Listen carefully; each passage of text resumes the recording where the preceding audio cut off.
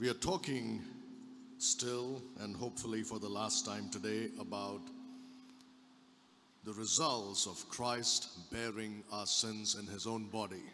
యేసుక్రీస్తు ప్రభువారు తానే తన శరీరమందు మన పాపములను మోసుకున్న దానికి మరి ప్రతిఫలాలు ఏంటో మనం ధ్యానించటంలో మరి ఈరోజు చివరి విషయాన్ని ధ్యానిస్తున్నామని నేను భావిస్తున్నాను. 1 Peter chapter 2 and verse 24. మొదటి పేతురు పత్రిక 2వ అధ్యాయం 24వ వచనం. Who his own self bare our sins in his own body on the tree, that we being dead to sins should live unto righteousness. మనం పాపం విషయమై చనిపోయి నీతి విషయమై జీవించినట్లు ఆయన తానే తన శరీరమందు మన పాపములను మ్రాను మీద మోసుకొనెను. ఆయన పొందిన గాయముల చేత మీరు స్వస్థత నొందితిరి. Jesus took our sins in his body and paid the penalty for our sins. యేసుక్రీస్తు మరి తన శరీరంలో మన పాపములన్నిటిని భరించి మరి పాపానికి మన జీవితంలో వెల చెల్లించాడు. And as a result we are dead to sin. దానికి ప్రతిఫలముగా మనందరం పాపం విషయంలో చనిపోయిన వారముగా ఉన్నాం. That power that sin had on us has been broken by the Lord Jesus Christ. పాపం మన మీద కలిగి ఉన్నటువంటి అధికారాన్ని యేసుక్రీస్తు ప్రభువారు తెంచివేశారు. But then that's only the beginning. That's only the beginning of what he did for us. ఆయన మన కొరకు చేసినటువంటి కార్యములు అది కేవలం ఆరంభం మాత్రమే. He laid the foundation for us to live unto righteousness. మనందరం నీతి విషయమై జీవించగలుగునట్లుగా మన కొరకు ఆయన పునాదిని వేశాడు. Now we are looking at what it means to live a righteous life. నీతిమంతులుగా జీవించడం అంటే ఏంటో మనం ధ్యానం చేస్తూ వస్తున్నాం. We have seen that it has two parts to it. Being righteous has two parts to it. మరి నీతిమంతులుగా జీవించడం అనేటువంటిది మనం కొనసాగిస్తూ ఉన్నాం. The first part is the positional part where God declares you to be righteous. మొట్టమొదటిగా దీనిలో రెండు భాగాలు ఉన్నాయి. వాటిలో ఒకటి యేసుక్రీస్తు వారి నీతి మనకు ఆపాదించబడింది. And then secondly we have the responsibility to put into practice that righteousness on a day-to-day basis. రెండవదిగా ప్రభు మనకిచ్చినటువంటి ఆ నీతిని మనం కార్యాచరణలో ఆచరణాత్మకంగా కొనసాగించవలసిన వారమై ఉన్నాం. So living unto righteousness is seen in four different ways. నీతిమంతులుగా జీవించటం అనేటువంటిది 4 విధాలుగా కనబడుతున్నదని మనం ధ్యానిస్తూ వచ్చాం. It is seen in our lives in the practical holiness. మొట్టమొదటిగా మరి ఆచరణాత్మకమైన పరిశుద్ధ జీవితాన్ని జీవించటంలో మన నీతి కనబడుతున్నది. Our holiness in our walk with Jesus Christ. యేసుక్రీస్తుతో మనం నడిచేటువంటి నడవడికలో పరిశుద్ధతను కనబరచటం. Secondly, we see it in our obedience to God's word. రెండవది యేసుక్రీస్తు ప్రభుల వారి వాక్యానికి మనం విధేయత చూపించటం. Thirdly, we see it in our love towards God as well as towards our neighbor. మూడవదిగా దేవుని పట్ల మన ప్రేమ చూపించటం, అదే విధంగా మన తోటి వారి పట్ల ప్రేమను చూపించటం. Fourthly and lastly, నాలుగవది చివరిగా the practical aspect of this righteousness is seen in the fruit that we bear in this life. మనము మన జీవితంలో ఫలించేటువంటి ఫలముల మీద మనం కలిగినటువంటి నీతి ఆధారపడి ఉంటున్నది. Bearing the fruit of the Spirit. ఆత్మ ఫలమును ఫలించటం. This is one of the most neglected things among Christians. క్రైస్తవుల జీవితాల్లో చాలా నిర్లక్ష్యం చేయబడుతున్నటువంటి విషయం ఏంటంటే ఆత్మ ఫలం. Everybody memorizes these fruit of the Spirit.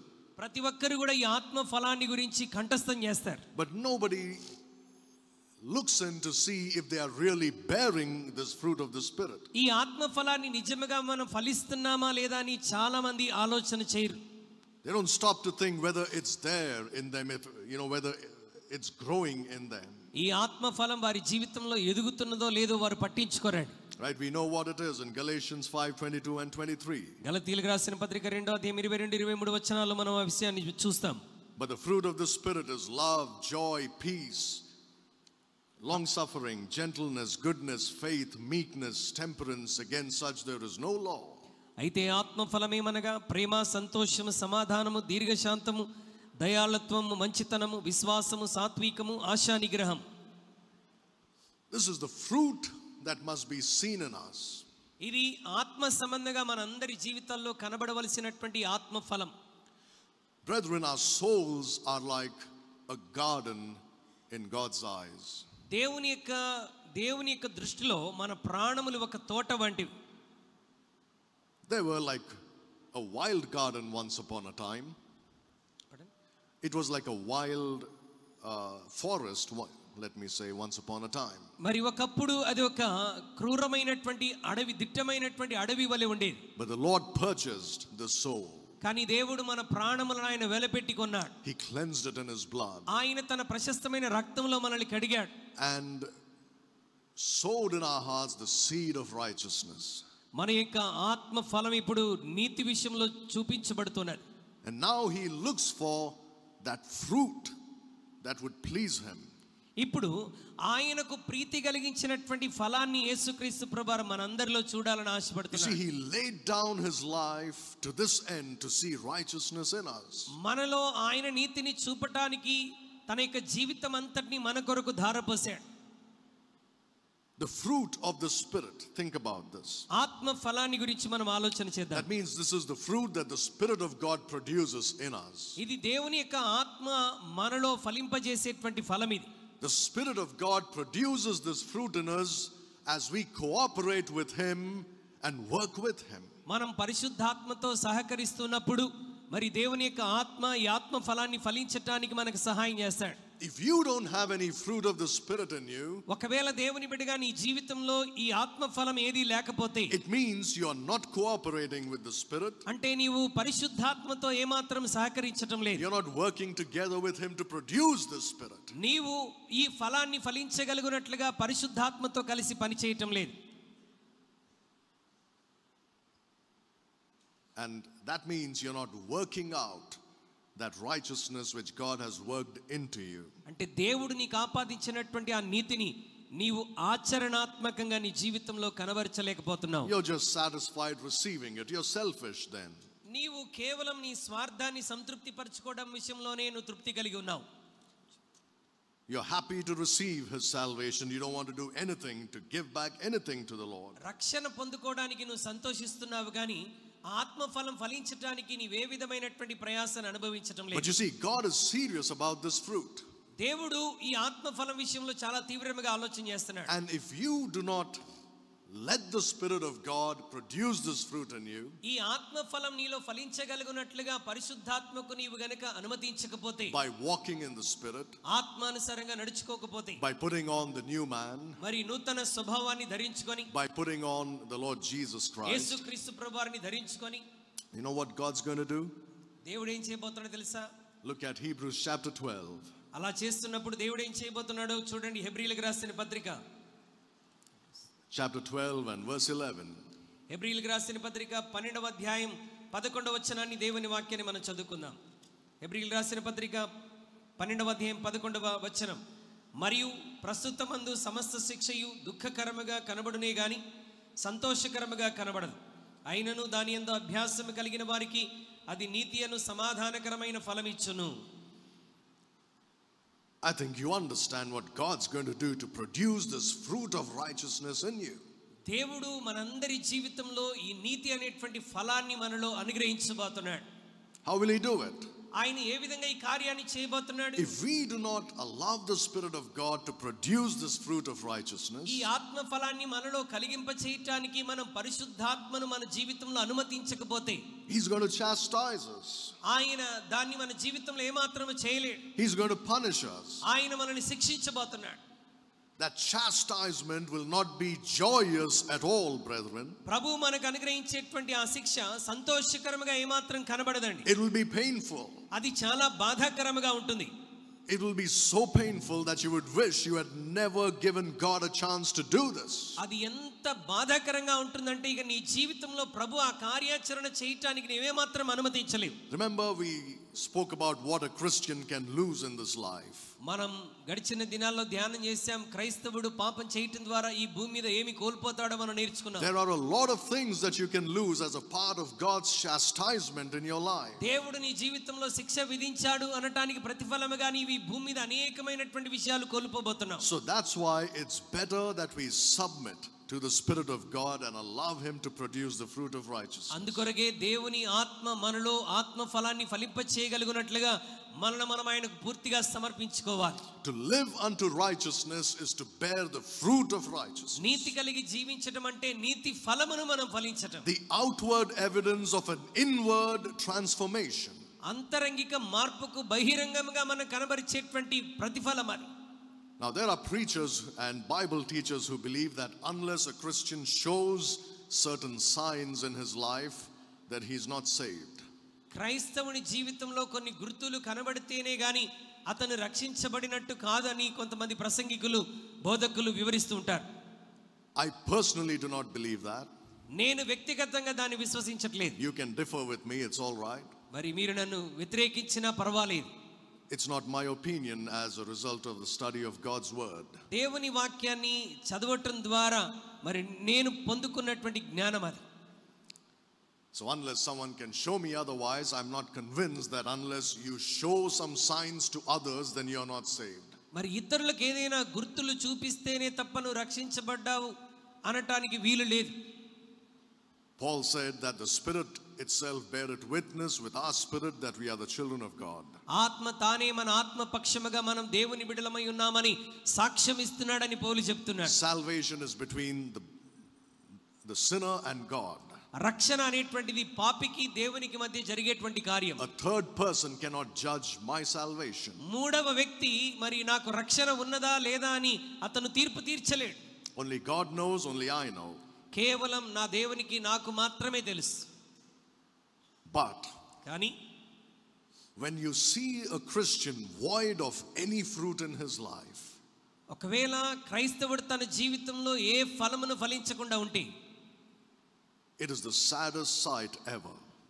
అది చాలా దుఃఖకరమైనటువంటి విషయం. Because that's not how God meant it to be for that Christian. మరి క్రైస్తవుడు ఆ విధంగా ఉండాలని దేవుడు ఎన్నడూ ఉద్దేశించలేదు.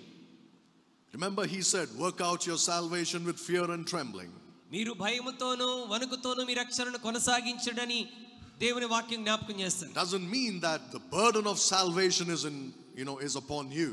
అంటే రక్షణ యొక్క భారము నీ మీద మోపబడిందని దాని యొక్క అర్థం కాదు. Doesn't mean that you have to do works to get saved. అంటే నీవు రక్షించబడటానికి నీవు కొన్ని క్రియలు చేయాలని ఉద్దేశం కాదు. Right, very clearly the Bible says, not by works lest any man should boast. పరిశుద్ధ గ్రంథం చాలా స్పష్టంగా జ్ఞాపకం చేస్తుంది, ఎవడు అతిశయింపకూడనట్లు మనం పొందినటువంటి రక్షణ క్రియల ద్వారా వచ్చినది కాదు. But by grace alone. కేవలం దేవుని కృప ద్వారా మనం పొందుకున్నాం. But what God has worked inside your soul. అయితే దేవుడు నీ ప్రాణము లోపల ఆయన చేసినటువంటి కార్యం ఏంటి? Is your responsibility. It's your responsibility to work it out. ఆయన నీ జీవితంలో చేసిన కార్యం కొరకు అది నీ బాధ్యత ఉన్నది, దాన్ని కొనసాగించడం. The seed has been sown. నీలో విత్తనం నాటబడింది. Now it's your duty to see that it grows and bears fruit. ఆ విత్తనం నీలో ఫలించి అది ఫలాలు కనబర్చునట్లుగా పని చేయవలసినటువంటి బాధ్యత నీది. Because if you're void of this fruit of the Spirit of God, ఒకవేళ నీ జీవితంలో ఈ యొక్క ఆత్మ ఫలమును ఫలించకపోతే God can never be glorified in your life. ప్రభు నీ జీవితాన్ని బట్టి ఎన్నడూ కూడా మహిమ చెందడు. So you see, it's an evidence to the world that you are saved. అంటే నీవు రక్షించబడ్డావు అనటానికి లోకానికి మనం కనబరిచేటువంటి రుజువు అదే. And it's a testimony to God's glory. దేవుని యొక్క మహిమ కొరకు నీవు కలిగి ఉండవలసినటువంటి సాక్ష్యం అది. And it's something that draws other people to Christ. నీవు అలాగు ఫలభరితమైన జీవితం జీవించడం ద్వారా ఇతరులను కూడా క్రీస్తు యొద్దకు నీవు ఆకర్షించగలవు. Now look at what the Lord said, which I'm sure you're very familiar with. మరి మీ అందరికీ సుపరిచితమైనటువంటి వాక్యాన్ని ప్రభు చెప్పిన మాట నేను జ్ఞాపకం చేస్తాను. Look at John chapter 15. యోహాను సువార్త 15వ అధ్యాయంలోనికి రండి. Look at verse 1.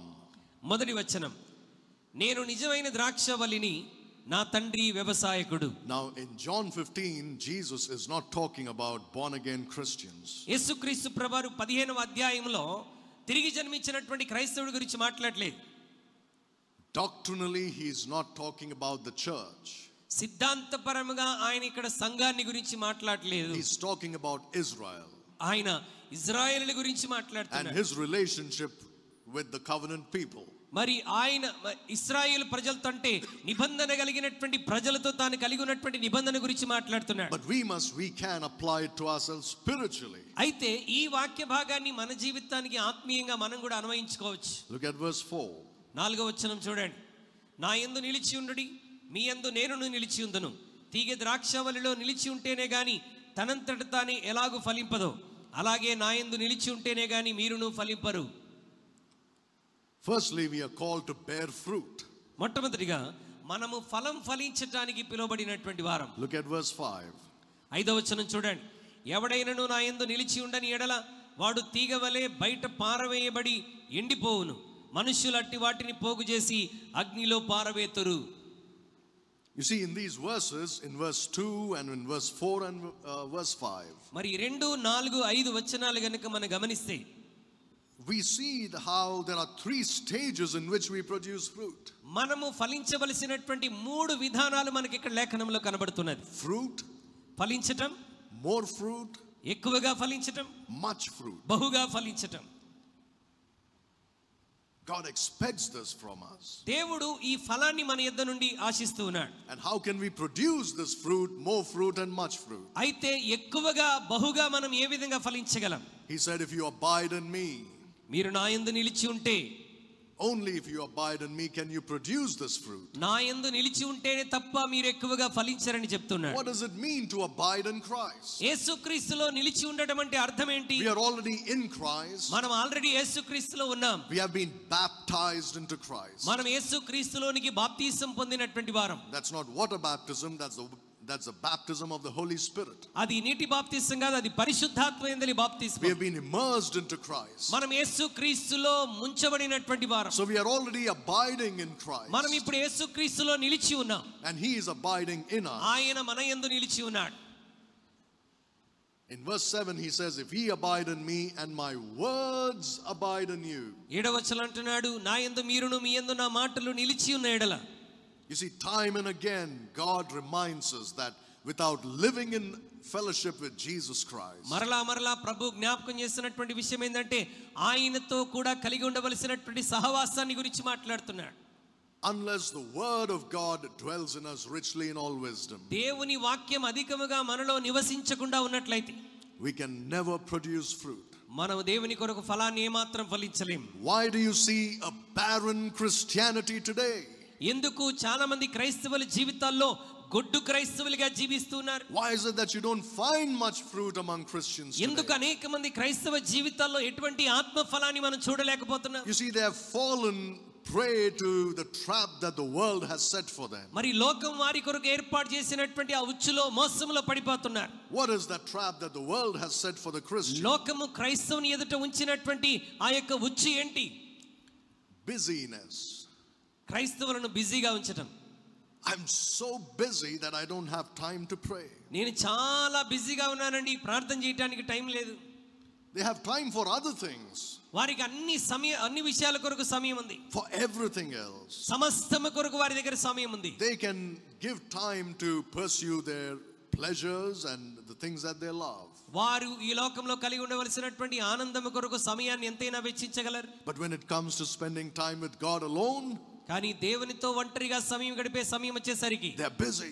వారు బిజీ అయిపోతారు. That tells you where their priorities are. అంటే వారి యొక్క ప్రాధాన్యతలు వేటి విషయంలో ఉన్నాయో ఆ క్రైస్తవులను చూస్తే మనకు అర్థమైపోతుంది. Jesus Christ does not have the preeminence in their life. యేసుక్రీస్తు ప్రభువారు వారి జీవితం పట్ల ఏమాత్రం ఆయన శ్రద్ధని కలిగినటువంటి వాడు కాదు. All they want from him are answers to prayer, వారికి కావాల్సిందల్లా వారి ప్రార్థనలన్నిటికీ ప్రభు దగ్గర నుండి జవాబు కావాలి, blessings, ఆశీర్వాదాలు కావాలి. and just hang around with me, Jesus, and make sure everything is all right with me. ప్రభువా నీవు ఎల్లప్పుడూ ఇదిగో నాతో కూడా ఉండి నా జీవితంలో అన్ని మంచిగా జరిగేటట్టు చూసుకో అని ఆ బాధ్యతను మాత్రమే ప్రభుకి ఇస్తారు. So their prayer life is limited to just giving their request to God. వారి ప్రార్థనా జీవితం ఎక్కడికి పరిమితమై ఉన్నది అని అంటే కేవలం వారి విన్నపాలు యేసయ్యకి చెప్పటం దగ్గరే పరిమితమై ఉన్నాయి. It's like they give him a list. అంటే వారు ప్రభువుకి వారి అవసరతల ఒక లిస్ట్ అంతా తయారు చేసి అప్పగిస్తున్నారు. Like a grocery list. మరి కిరాణా షాప్ లో మనం ఎలాగైతే లిస్ట్ ఇస్తామో అలాగూ లిస్ట్ ఇస్తూ ఉంటారు. That's all their relationship is with Jesus Christ. ప్రభుతో వారికి ఉన్నటువంటి సంబంధం అక్కడితోనే ఆగిపోతుంది. Sometimes it's based on fear. కొన్నిసార్లు భయమును బట్టి వారి యొక్క ఆత్మీయ జీవితం ఆధారపడి ఉంటుంది. If I don't pray, everything will go wrong in my life. ఒకవేళ నేను ప్రార్థన చేయకపోతే నా జీవితం అంతా సవ్యంగా జరగదేమో. If I don't pray, maybe the devil will attack me. నేను ప్రార్థన చేయకపోతే ఒకవేళ సాతాను నా మీద అటాక్ చేస్తాడేమో. If I don't pray, then my problems will not be solved. ఒకవేళ నేను ప్రార్థించకపోతే నా సమస్యలో నుండి నేను బయటపడలేనేమో. A utilitarian Christ. అంటే కేవలం ఈ విధంగా అన్ని అవసరతలు తీర్చుకునేటువంటి క్రైస్తవ్యం. That's all it is. క్రైస్తవ్యం అంటే కొంతమంది దృష్టిలో అంతే ఉంది. It's not a living, loving relationship with the loving Savior. ప్రేమ కలిగినటువంటి యేసయ్యతో ప్రేమ కలిగి జీవించేటువంటి జీవిత విధానం క్రైస్తవుల్లో కనిపించట్లేదు. His words do not abide in them. అంటే వారిలో ఈ వాక్యము నిలిచి ఉండటం లేదు. Remember what Paul said. అపోస్తలుడైన పౌలు ఏం చెప్పాడు? He said, let the word of Christ dwell in you richly in all wisdom. దేవుని వాక్యం మిక్కిలి అధికముగా మీ అందరి జీవితంలో నిలిచి ఉండును గాక అని చెప్తున్నాడు. That he says in Colossians 3:16. మరి కొలస్సీయులకు రాసిన పత్రిక 3వ అధ్యాయం 16వ వచనంలో పౌలు ఈ మాట చెప్తున్నాడు. But the same thing he writes to the Ephesians in Ephesians chapter 5. ఆయన ఎఫెసీయులకు రాస్తూ 5వ అధ్యాయంలో కూడా ఏమని చెప్తాడంటే, be filled with the Holy Spirit. ఆత్మ పూర్ణులై ఉండుడి. Now if you look at both these chapters, Ephesians 5 and Colossians 3, ఎఫెసీయులకు రాసిన పత్రిక 5వ అధ్యాయం కొలస్సీ 3వ అధ్యాయాన్ని రెండింటిని మనం చూస్తే, you would think that Paul wrote them at the same time. అపోస్తలుడైన పౌలు ఈ రెండు పత్రికలు ఒకేసారి రాసినట్టుగా మనకు అనిపిస్తుంది. Or at least he kept one in front of him while he wrote the other. లేక ఒక పత్రికను రాస్తున్నప్పుడు ఇంకో పత్రిక తన ముందు ఉంచుకొని రాసినట్లుగానే మనకు అనిపిస్తుంది. Like as if he just copied those words and made a few changes here. అంటే ఒక పత్రికను చూసి కాపీ చేస్తూ కొన్ని మార్పులు చేసినట్లుగా మనకు అనిపిస్తుంది. In Ephesians he says, be filled with the Spirit. ఎఫెసీయులకు రాసిన పత్రికలో ఆత్మ పూర్ణులై ఉండుడి అంటున్నాడు. And in Colossians he says, instead of be filled with the Spirit, be filled with the word of God. అయితే కొలస్సీయులకు రాసిన పత్రికలో అంటున్నాడు, మరి దేవుని యొక్క వాక్య జ్ఞానంతో నింపబడి ఉండాలంటున్నాడు. You know what that means? You know what I'm trying to get at? నేను మీకు ఏం అర్థం కావడానికి ప్రయత్నం చేస్తున్నానంటే, that to be filled with the Spirit, you must be filled with the word of God. మనము దేవుని ఆత్మతో నింపబడి ఉండాలి, దేవుని వాక్యముతో నింపబడి ఉండాలి. You will not be filled with the Holy Spirit by sending yourself into an emotional frenzy.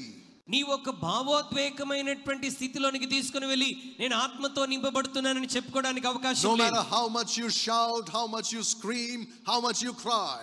నీవు ఎంత కేకలు వేసినా, ఎంత ప్రార్థించినా, ఎంత అరుపులు చేసినా, no matter how much you clap, no matter how much you praise and sing, నీవెంత గట్టిగా చప్పట్లు కొట్టినా, ఎంత గట్టిగా కేకలు వేసి ఆరాధన చేసినా, unless you're filled with the words of God, you cannot be filled with the Holy Spirit. దేవుని వాక్యము చేత నింపబడకుండా దేవుని ఆత్మ చేత నింపబడలేము. And when a Christian is not filled with the word of God, ఒక క్రైస్తవుడు దేవుని వాక్యం చేత నింపబడకపోతే, when he's not filled with the Spirit of God, అతను ఆత్మ పూర్ణుడై ఉండడు. he will not produce fruit. అతను ఏమాత్రం ఆత్మ ఫలాన్ని ఫలించలేడు. He will not produce the fruit of righteousness. నీతి ఫలాన్ని నీ జీవితంలో ఎంత మాత్రం ఫలించలేవు. As we walk with Jesus Christ, మనం యేసుక్రీస్తుతో కూడా నడుస్తున్నప్పుడు our lives begin to show evidence of that righteousness which Christ has given us. యేసుక్రీస్తు ప్రభువు మనకు ఆపాదించినటువంటి నీతి మన జీవితం ద్వారా అది స్పష్టంగా కనబడుతుంది. He bore our sins in his own body, ఆయన తానే తన శరీరమందు మన పాపములను మోసాడు. that we being dead to sins, మనం పాపం విషయంలో చచ్చిన వారముగా ఉండడానికి, should live unto righteousness. మరి నీతి విషయమై మనం జీవించగలుగుటకు.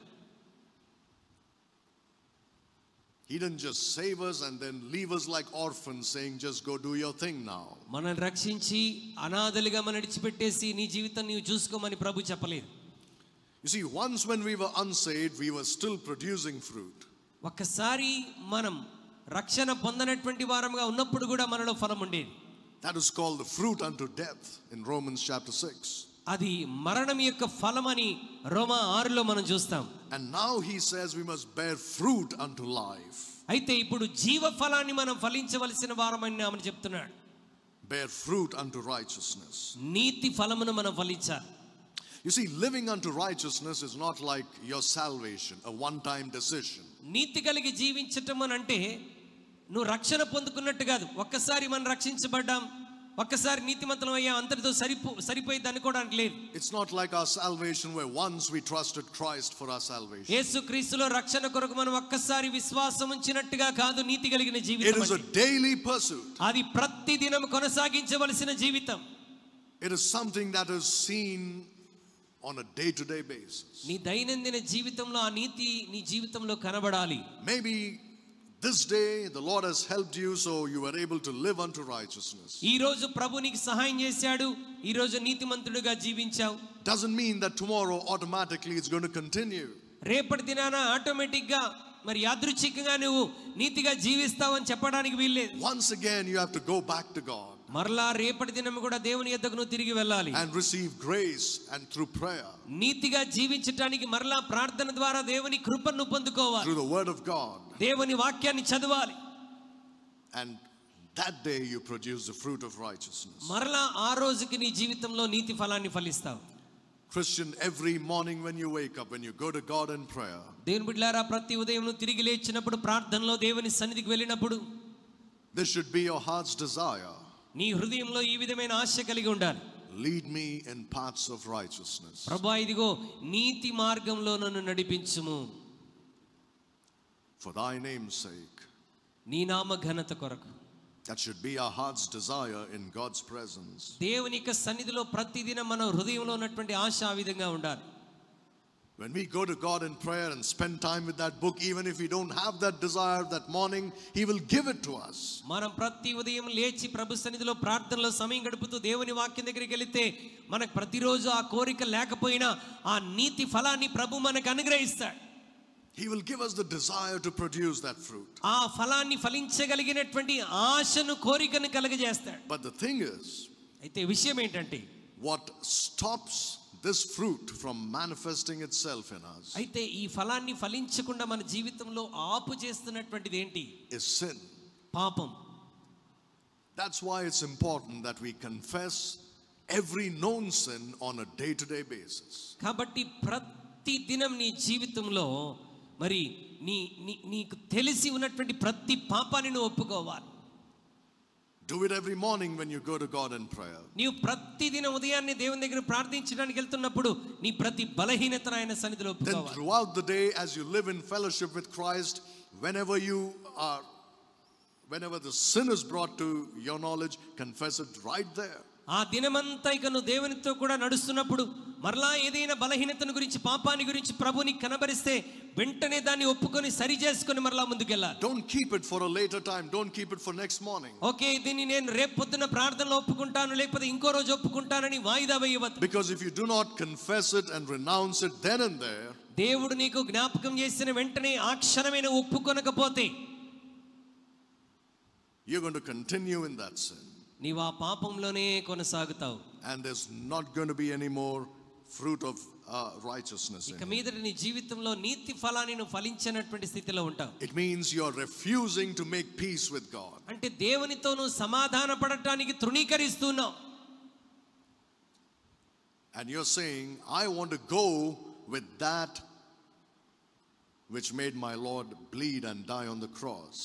అంటే నేను నా ప్రభు కలువరిశిలుడు నా కొరకు చనిపోయి తన ప్రాణాన్ని ఇచ్చినటువంటి ఆ స్థితిలో నేను జీవించబోతున్నా. So you have a desire to walk in paths of righteousness. దేవుడు ఏర్పరిచినటువంటి నీతి మార్గంలో నడవాలి అన్నటువంటి ఆశ కలిగి ఉండాలి. That's the desire you go to God with in prayer. ఆ విధమైనటువంటి కోరికతో ప్రతిదినమును దేవుని సన్నిధిలో ప్రార్థించడానికి వెళ్ళాలి. Confessing your known sins and getting rid of them. నీవు తెలిసి చేసినటువంటి ప్రతి పాపాన్ని ప్రభు సన్నిధిలో ఒప్పుకోవాలి. And embracing the grace that God wants to give you by faith. దేవుడు నీ విశ్వాసం ద్వారా అనుగ్రహిస్తున్నటువంటి ఆ కృపను నువ్వు హత్తుకోవాలి. Not receive it so that you can do as you please. అంటే కృపను పొందుకొని నీ ఇష్టానుసారంగా జీవించడానికి కాదు. But that grace is the power of God to live a holy life. దేవుని కృప ఏ విధంగా పొందుకోవాలంటే పరిశుద్ధమైన జీవితాన్ని జీవించడానికి కావలసిన శక్తి దేవుని కృప ద్వారా పొందుకోవాలి. Christ died to make us righteous. యేసుక్రీస్తు ప్రభువు మనల్ని నీతిమంతులుగా చేయుట కొరకు చనిపోయాడు. Not only to declare us righteous before God, మనల్ని దేవుని ఎదుట నీతిమంతులుగా ప్రకటించడం కొరకు మాత్రమే కాదు but గాని also to live a righteous life in this world. మనం ఈ లోకంలో ఉండగా నీతి కలిగిన జీవితాన్ని జీవించుట కొరకు. How is your life? అయితే నీ జీవితం ఈ ఉదయకాల సమయంలో ఏ విధంగా ఉన్నది? Every Christian should examine himself about these ప్రతి things. క్రైస్తవుడు ఈ విషయంలో తన్ను తాను పరీక్షించుకోవాలి. Am I living unto righteousness? నేను నీతి విషయమై జీవిస్తూ ఉన్నానా? Is there holiness in my walk with the Lord? నేను ప్రభువుతో నడుస్తున్నటువంటి ప్రయాణంలో పరిశుద్ధతను కలిగి ఉన్నానా? Is there obedience to God's word? దేవుని వాక్యానికి నేను విధేయత చూపిస్తున్నానా? It's very important. ఇది చాలా ప్రాముఖ్యమైనటువంటిది. Is there love in my heart? నా హృదయములో దేవుని ప్రేమ నేను కలిగి ఉన్నానా? Again, when we talk about love, we are not talking about the love of the world. మనం ప్రేమను గురించి మాట్లాడుతున్నప్పుడు గమనించండి, లోక సంబంధమైన ప్రేమ గురించి మాట్లాడలేదు. Our love is not the same as the love of the world. మన ప్రేమ లోకము కనబరిచేటువంటి ప్రేమ వంటిది కాదు. Our love is not sentimental love. మన ప్రేమ ఏదో సెంటిమెంటల్ తో కూడినటువంటి ప్రేమ కాదు. It's not love that we always try to put on display for others. మనము మరి ప్రతిదినం ఇతరులకు ఆ విధమైన భావనతో కనబరిచేటువంటి ప్రేమ కాదు. It's the love of God. అది దేవుని ప్రేమ. And then finally fruitfulness. చివరిగా నాలుగవది ఫలభరితమైనటువంటి జీవితం. This is how we see that righteousness he has worked in us. ఈ విధంగా ఆయన మనకు ఆపాదించినటువంటి నీతిని మన జీవితంలో ప్రతిదినం కనబరచటం. Work on a day-to-day basis. దైనందిన జీవితంలో దాన్ని కార్యాచరణలో పెట్టడం. Now going back to 1 Peter chapter 2 and verse 24. మరలా మరి మొదటి పేతురు 2వ అధ్యాయం 24వ వచనంలోనికి మనం తిరిగి వెళ్దాం. So far we have seen that what Christ has done should be worked out in our day-to-day basis. ఇప్పటి వరకు మనం చూసింది ఏంటంటే యేసుక్రీస్తు మన జీవితంలో చేసిన దానికి మన దైనందిన జీవితంలో ఆచరణాత్మకంగా దాన్ని కొనసాగించాలని నేర్చుకున్నాం. Now in the last part of this verse, ఈ వచనంలో చివరి భాగం Peter says, by whose stripes ye were healed. ఆయన పొందిన గాయముల చేత మీరు స్వస్థత నొందితిరి అంటున్నాడు. Now this passage or this phrase we know is borrowed from Isaiah. మనం చదివినటువంటి ఈ మాట యెషయా గ్రంథం నుండి తీసుకొనబడినటువంటిది. It is used in a certain way before the cross of Jesus. మరి ఒక విధానంలో యేసుక్రీస్తు సిలువకు ముందు ఈ మాటను ఉపయోగించాడు. And then it's used in a different way after the cross. సిలువ తర్వాత మరొక కోణంలో దీన్ని ఉపయోగించాడు. And he says, by whose stripes ye were healed. ఇక్కడ పేతురు అంటున్నాడు, ఆయన పొందిన గాయముల చేత మీరు స్వస్థత నొందితిరి. He's talking about it in the past tense. అంటే ఆయన మరి పాస్ట్ టెన్స్ లో భూతకాలంలో మాట్లాడుతున్నాడు. That means the healing has already taken place. అంటే స్వస్థత నీ జీవితంలో ఇచ్చివేశాడు అని అర్థం. But the problem is, how do we understand it? అయితే మన సమస్య ఏంటంటే ఈ వచనాన్ని మనం ఏ విధంగా అర్థం చేసుకుంటున్నాం? Many Christians don't understand it. చాలా మంది క్రైస్తవులు ఈ వచనాన్ని సరిగా అర్థం చేసుకోలేకపోతున్నారు. Most Christians misunderstand it. చాలా మంది క్రైస్తవులు ఈ వచనాన్ని అపార్థం చేసుకున్నారు. And many Christians don't care about it. ఇంకా అనేక మంది క్రైస్తవులు అయితే అసలు ఈ వచనాన్ని పట్టించుకోరు. By whose stripes ye were healed. ఆయన పొందిన గాయముల చేత మీరు స్వస్థత నొందితిరి అంటున్నాడు. You see, that's another result of the cross of Jesus Christ. యేసుక్రీస్తు యొక్క సిలువకు మరియొక ప్రతిఫలం ఇది. One is that you are made righteous. ఒకటి మనం యేసుక్రీస్తులో నీతిమంతులుగా తీర్చబడ్డాం. Secondly, that is it is that you were healed by his stripes. రెండవది ఆయన గాయముల చేత మనం స్వస్థత నొందాం. Now you see, always understand a verse in its context. ప్రతి సమయంలో కూడా దేవుని వాక్యాన్ని దాని సందర్భానుసారంగా మనం అర్థం చేసుకోవాలి. If you don't look at the context, it becomes a pretext. ఒకవేళ ప్రభువు ఇచ్చినటువంటి ఆ వాక్యాన్ని సందర్భానుసారంగా అర్థం చేసుకోకపోతే మనం అపార్థం చేసుకునే అవకాశం ఉంది. It becomes a pretext to make it say whatever you like. అంటే నీవు ఏ విధంగా అనుకున్నావో ఆ విధంగా అవగాహన చేసుకునేటువంటి ప్రమాదం ఉంది. That's why context is important. అందుకే వ్రాయబడినటువంటి సందర్భాన్ని చూడటం చాలా ప్రాముఖ్యం. Look at verse 25. 25వ వచనం చూడండి. మీరు గొర్రెల వలె దారి తప్పిపోతిరి గాని ఇప్పుడు మీ ఆత్మల కాపరియు అధ్యక్షుడినైన ఆయన వైపునకు మళ్ళీ ఉన్నారు. Again he is hinting at Isaiah 53. మరలా 53వ అధ్యాయం యెషయా గ్రంథం నుండి ఇక్కడ మాట్లాడుతున్నాడు. For ye were a sheep going astray. మీరు గొర్రెల వలె దారి తప్పిపోతిరి. In Isaiah he says all we like sheep have gone astray. యెషయా గ్రంథం 53లో అంటాడు మనందరం గొర్రెల వలె దారి తప్పితిమని అంటున్నాడు. But here again he uses the past tense. ఇక్కడ మరలా ఆ భూతకాలాన్ని ఇక్కడ వాడుతున్నాడు. Ye were as sheep going astray. మీరు గొర్రెల వలె దారి తప్పిపోతిరి. So let us try to understand what is this whole thing about us being healed at the cross. మరి సిలువ చెంత మనము స్వస్థత నొందితిమి అన్నటువంటి ఆ సంపూర్ణమైన విషయాన్ని ఒకసారి మనం అర్థం చేసుకోవడానికి ప్రయత్నం చేద్దాం. What are we healed from? మనం వేటి నుండి స్వస్థత నొందాం? You see, in the context, the healing is given to the sheep that he's talking about in verse 25. మనము చదివినటువంటి ఈ కాంటెక్స్ట్ లో ఈ సందర్భంలో గొర్రెలకు కలిగినటువంటి స్వస్థతను గురించి మాట్లాడుతున్నాడు. And he says, ye were a sheep going astray, మీరు ఒకప్పుడు గొర్రెల వలె దారి తప్పిపోతిరి గాని but are now returned unto the shepherd of your soul. ఇప్పుడు మీ ఆత్మల కాపరి యొద్దకు మరలా మీరు తిరిగి వచ్చారంటున్నాడు. So it's important to look at it in the context of sheep. అంటే గొర్రెల యొక్క సందర్భాన్ని మనం ఇక్కడ చదివి గమనించాలి. What did he heal us from? ఆయన మనల్ని దేని నుండి స్వస్థపరిచాడు? Now before I move forward, నేను ముందుకు వెళ్ళక ముందు, it's not just Christians who are called sheep in the Bible. మరి కేవలం క్రైస్తవులు మాత్రమే కాదండి గొర్రెలు పరిశుద్ధ గ్రంథంలో. All humanity in the Bible are called sheep. మనుషులందరినీ పరిశుద్ధ గ్రంథంలో గొర్రెలని దేవుడు పిలుస్తున్నాడు. That's the nature of the human being, is the nature of a sheep. మానవుని యొక్క స్వభావం గొర్రె వంటి స్వభావం. There are unsaved sheep and there are saved sheep. రక్షింపబడని గొర్రెలు ఉన్నాయి, రక్షింపబడిన గొర్రెలు ఉన్నాయి. But everybody is a sheep. ప్రతి ఒక్కడు గొర్రెనే. When you were unsaved, you were a sheep going astray. నీవు రక్షణ పొందనప్పుడు దారి తప్పి దూరం అయిపోయినటువంటి గొర్రెవి. Now you are a sheep that has returned to its shepherd. ఇప్పుడు కాపరి యొద్దకు తిరిగి వచ్చినటువంటి గొర్రెవు. Now the one thing that stands out about sheep is this. అంటే గొర్రెను గురించి ఇక్కడ ఉన్నటువంటి ఒక గొప్ప విషయం ఏంటంటే is that it is foolish. అది దాని వెర్రితనం. It's one of the most foolish animals ever. మరి జంతువులన్నిట్లో కూడా ఒక వెర్రి జంతువు ఏది అని అంటే గొర్రె. We always think of a donkey when we think of foolishness. కొన్నిసార్లు మరి వెర్రితనంతో పిచ్చిదానిగా ఉన్నటువంటి దాన్ని దేంతో పోలుస్తాం అంటే గాడితో పోలుస్తాం.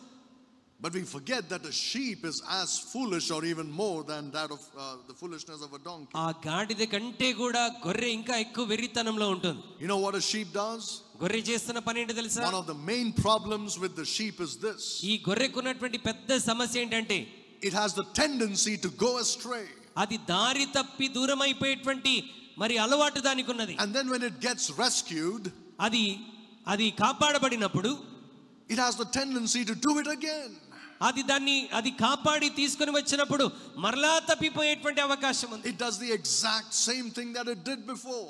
అది ఇంతకు ముందు ఎలాగైతే దారి తప్పి తొలగిపోయిందో అలాగే ఇప్పుడు కూడా తొలగిపోతుంది. That's how man is. ఆ విధంగా మానవుడు ఉన్నాడు.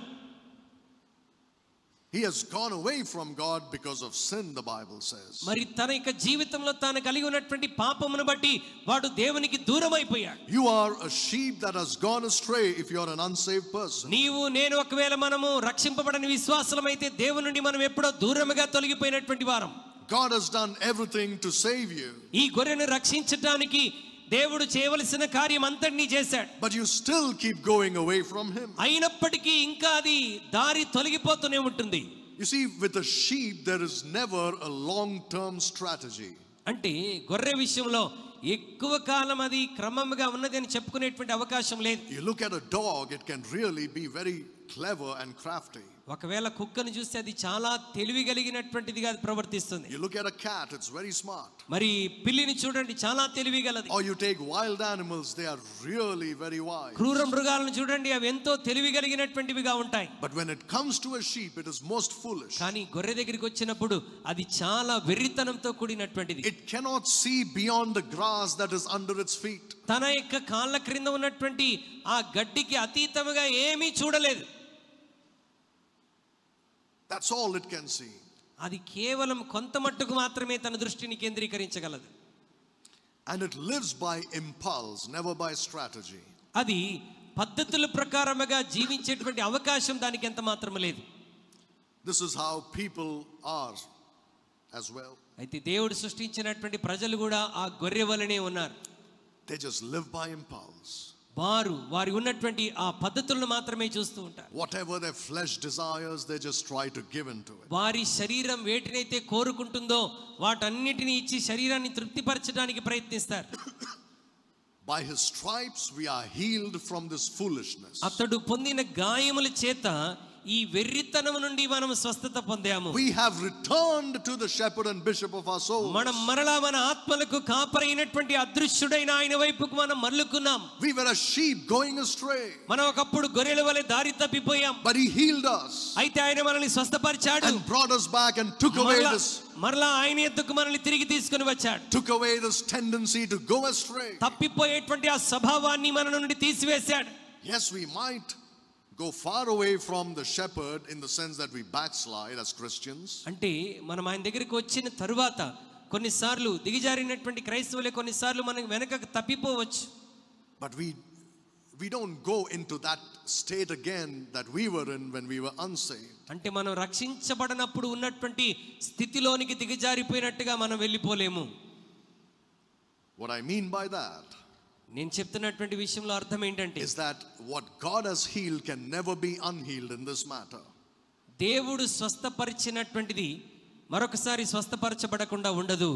That means your relationship that Jesus has brought between you and God can never be severed. అంటే దాని అర్థం ఏంటంటే నీకు యేసు ప్రభుకి మధ్య ఉన్నటువంటి ఆ సంబంధాన్ని లోకంలో ఏది కూడా తెంచివేయలేదు. But you see, we are still called to live unto righteousness. అయినప్పటికీ మనం ఇంకా పరిశుద్ధులుగా జీవించడానికి పిలువబడినటువంటి వారం. If we don't do that, there will be consequences. మనం అలాగూ చేయకపోతే దానికి పరిణామాలు మనం అనుభవించాలి. Just because we are his sheep doesn't mean nothing can harm us. మనము ఆయన గొర్రెలము కాబట్టి మనకు ఏ హాని కలగదు అని అనుకుంటే పొరపాటే. It's a very big danger to think like that. అలా ఆలోచించడం చాలా భయంకరం. You see, if a sheep finds a dirty puddle on the ground, ఒకవేళ గొర్రె ఏదైనా మరి వ్యర్థాన్ని చూసినట్లయితే, dirty water, ఏదైనా వ్యర్థమైనటువంటి పదార్థం చూస్తే, and even if there's a stream of clean water flowing a few meters away, ఆ మురికి నీళ్లు దాటుకొని కొంత దూరం తర్వాత మరి మంచి నీరు కలిగినటువంటి ఆ యొక్క కొలను కనబడితే, it still stops there at the dirty puddle and drinks that dirty water. ఆ యొక్క మురికి నీటి దగ్గర ఆగి ఆ మురికి నీళ్ళే తాగుతుంది. It will not take the pains to cross it and go to the clean water. ఈ మురికి నీటిని దాటుకొని అక్కడ మంచి నీటి ప్రవాహం దగ్గరికి వెళ్ళాలన్న ఆలోచన దానికి కలగదు. People settle for what's immediate instead of what is best. ప్రజలు వారి జీవితంలో తరువాత దొరికే శ్రేష్టమైన దాని గురించి కాదు, అప్పటికప్పుడు ఏమి దొరుకుతుందా అని చూసేటువంటి. Today how can I satisfy myself? ఈ రోజు నన్ను నేను ఎలా తృప్తిపరచుకోగలను? Today what's going to entertain me and keep me entertained? ఈ రోజు నన్ను ఏది ఆహ్లాదంగా వినోదముగా నాకు అనుగ్రహించగలదు? What can I do to satisfy the desires of my flesh today? నా శరీరాన్ని తృప్తిపరచుకోవడానికి ఈ రోజు నేను ఏం చేయగలను? Don't talk to me about heaven. పరలోకాన్ని గురించి నాతో మాట్లాడొద్దు. Don't talk to me about that pie in the sky by and by. మరి ఆ యొక్క ఆకాశం గురించి లేకపోతే భవిష్యత్తులో పొందే వాటిని గురించి మాట్లాడవద్దు. Now I'm living now. నాకు ఇప్పుడు ఏం కావాలో అది చెప్పండి. That's how people are. ప్రజలు ఆ విధంగా ఉన్నారు. That's how an unsaved person is. రక్షణ పొందనటువంటి వాడు ఆ విధంగా ఉంటాడు. That's how we were as sheep gone astray. మనం కూడా దారి తప్పిపోయినప్పుడు ఒకప్పుడు అలాగే ఉన్నాం. But he has healed us of this. అయితే ఆయన వీటి నుండి మనల్ని స్వస్థపరిచాడు. He has given us the blessed hope. ఆయన మనకు మరి ఆశీర్వాదకరమైన నిరీక్షణ ఇచ్చాడు. So that now our eyes are in heaven. ఇప్పుడు మన దృష్టి పరలోకమందున్నది. Our affections are in heaven. మన యొక్క ఆకర్షణ పరలోకం వైపుకున్నది. And we are waiting for Jesus Christ. యేసుక్రీస్తు కొరకు మనందరం ఎదురు చూస్తున్నాం. We are not trying to satisfy ourselves with the temporary. మనము తాత్కాలికమైనటువంటి విషయాల్లో మనని మనం తృప్తిపరచుకోవడానికి లేం. We are looking for the eternal. మనము నిత్యత్వం కొరకు ఎదురు చూస్తున్నాం. He has healed us of that tendency to look only at the immediate. కేవలం ఇప్పుడు తాత్కాలికంగా దొరికే వాటిని చూడటానికి ఉన్నటువంటి ఆలోచన ప్రభు తీసివేశాడు. Like it says about Moses in the Bible. పరిశుద్ధ గ్రంథంలో మోషేని గురించి చెప్పబడినట్టుగా He left all the riches of Egypt.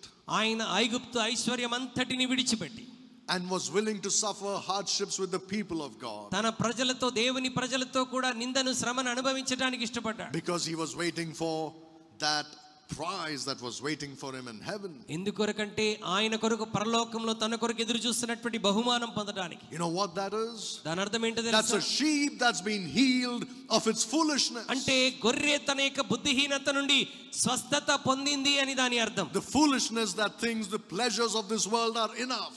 అంటే మన వెర్రితనం ఏంటంటే ఈ లోకపు ఆనందం ఈ లోకపు సౌఖ్యాలే ఇక నా చాలు అనుకోవటం. But now we say no, this is not what I want. ఇప్పుడు మనం చెప్పాలి ఏంటంటే నాకు కావాల్సింది ఇది కాదు. I'm not a fool anymore to think this is enough. నేను ఇది మాత్రమే చాలని అనుకోవడానికి ఇప్పుడు నేను వెర్రివాడని కాను. I have been healed by his stripes. నేను ఆయన గాయముల చేత ఇప్పుడు నేను స్వస్థత పొందాను. So he heals the sheep from its foolishness. కాబట్టి ప్రభు తన గొర్రెలను తన వెర్రితనం నుండి ఇప్పుడు స్వస్థపరిచాడు. Secondly, రెండవది, as we already read, మనం చదివినట్లుగా we were like sheep that have gone astray. మనం ఒకప్పుడు తప్పిపోయినటువంటి గొర్రెల వలె ఉన్నాం. He has healed us of this whole tendency to get lost easily. అంటే సులభముగా తప్పిపోయేటువంటి ఆ స్వభావం నుండి ప్రభు మనల్ని రక్షించాడు. Sheep do not have a good sense of direction. మరి గొర్రెకు మంచి మార్గంలో వెళ్ళాలన్నటువంటి దృష్టి చాలా తక్కువగా ఉంటుంది. Because it cannot see very far. It's always, its eyes are on the ground. గొర్రె ఎక్కువ దూరము దారిని చూడలేదు. తన యొక్క కళ్ళన్నీ కూడా ఎప్పుడు అక్కడక్కడ ఉన్నటువంటి వాటిని చూస్తుంది. And they can easily wander off from the rest of the flock. అంటే మిగతా మందలో నుండి చాలా సులభంగా తప్పిపోయేటువంటి ప్రమాదం దానికి ఉన్నది. Because its nose is to the ground, it's smelling the grass. దాని ముక్కు ఆ భూమికి దగ్గరలో ఉండి అది ఆ యొక్క గడ్డిని వాసన పీలుస్తూ ఉంటుంది. Wherever the grass leads it, it just goes away. గడ్డి ఎక్కడెక్కడ తనను ఆకర్షిస్తుందో అక్కడికి మాత్రమే వెళ్ళగలదు. And an unsaved person in that condition, ఒక రక్షింపబడనటువంటి వ్యక్తి ఆ స్థితిలో ఉన్నప్పుడు doesn't have a shepherd to lead it. దానిని నడిపించడానికి కాపరి లేడని అర్థం.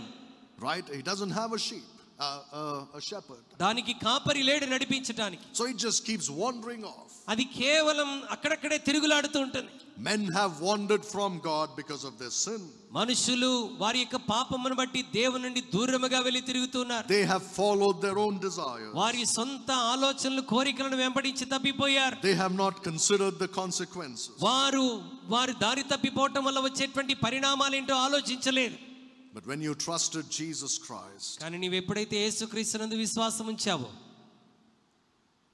you have been healed of this tendency. ఈ విధమైన ఆలోచనల నుండి మనం రక్షించబడ్డాం. You have been healed of your foolishness. నీ వెర్రితనం నుండి స్వస్థపరచబడ్డావు. You have been healed of this tendency to go astray. మాటికి తప్పిపోయే స్వభావం నుండి మనం స్వస్థత పొందాం. There are other things, the Lord willing, we'll talk about later. అనేకమైన విషయాలు ఉన్నాయి, ప్రభు చిత్తమైతే తర్వాత మనం మాట్లాడుకుందాం. But you see how the cross and the work of salvation on it is a practical thing. మరి యేసు ప్రభువారి సిలువ ఆ రక్షణ కార్యం మన జీవితంలో ఆచరణాత్మకంగా ఏ విధంగా ఉండాలో మనం చూసాం. It has to be seen in our lives. అది మన దైనందిన జీవితంలో కనబడాలి. That's his desire. అది ఆయన యొక్క ఆలోచన. That's his purpose. అది ఆయన యొక్క ఉద్దేశం. That's the design of the cross. అది సిలువ యొక్క కోరిక ఉంటున్నది. It is not only to take you to heaven, అది నిన్ను కేవలం పరలోకానికి తీసుకుని వెళ్ళటమే కాదు, but it's for you to live here on this earth showing the world what Christ has done for ఈ you. భూమి మీద నువ్వు జీవిస్తూ క్రీస్తుని కొరకు ఏమి చేశాడో నీ జీవితం ద్వారా కనబరచటం. Let us take a few minutes to pray silently in our hearts. కొన్ని క్షణాలు తీసుకుని మన హృదయంలో మౌనంగా మనం ప్రార్థన And చేద్దాం. see if that's how we are living. మనం ఆ విధంగా జీవిస్తున్నామా లేదా ఒకసారి పరిశీలించుకుందాం. If that's not how we are living, ఒకవేళ మనం ఆ విధంగా జీవించకపోతే then we are not fulfilling that purpose of salvation in our lives. ఆ రక్షణ యొక్క ఉద్దేశాన్ని మన జీవితంలో మనం నెరవేర్చటం లేదని అర్థం.